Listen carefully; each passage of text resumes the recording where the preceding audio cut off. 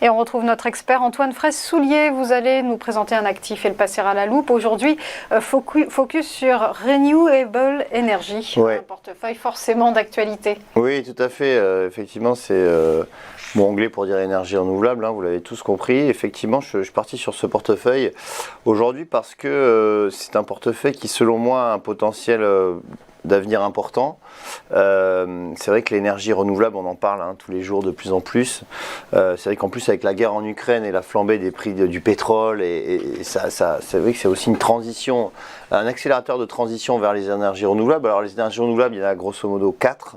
L'énergie solaire, l'énergie éolienne, hydraulique et la biomasse. Et c'est vrai qu'on connaît plus les deux premières. Il y a énormément de projets dans le photovoltaïque, le solaire, mais aussi les éoliennes.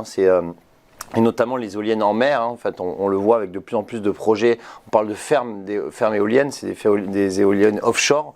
Il y en a énormément en mer du Nord, etc. Et les Danois et les Scandinaves sont très à la pointe là-dessus. Donc, effectivement, c'est à mon avis l'énergie du futur. Aujourd'hui, il y a 26% de l'électricité mondiale qui provient des énergies renouvelables. Donc, ça a beaucoup monté sur les 5 dernières années. C'est vrai qu'on devrait dépasser les 50%. Probablement avant 2030. Et donc, effectivement, alors après, il faut bien évidemment choisir les bonnes sociétés qui sont performantes. Et c'est là où justement les équipes d'Itoro interviennent pour choisir ces sociétés et les inclure dans ce portefeuille, donc Renewable Energy.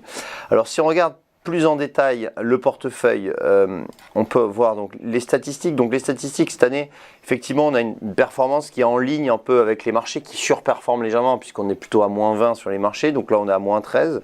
C'est-à-dire qu'on n'a pas encore eu tout le potentiel, à mon sens, de ce portefeuille.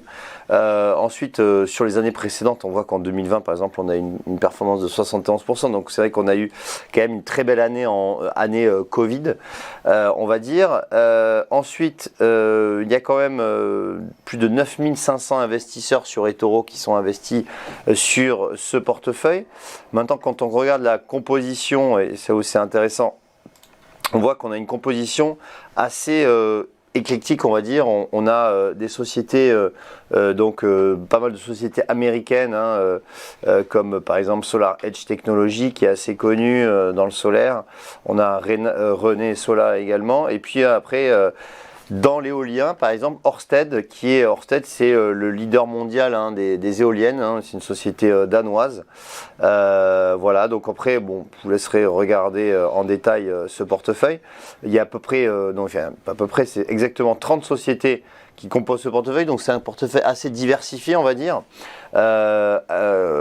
qui, à mon sens, devrait surperformer dans le futur, même si, comme je le répète, la performance n'est pas encore au rendez-vous cette année, mais à mon sens, c'est vraiment un portefeuille qui devrait vraiment performer dans un futur pas très lointain, on va dire.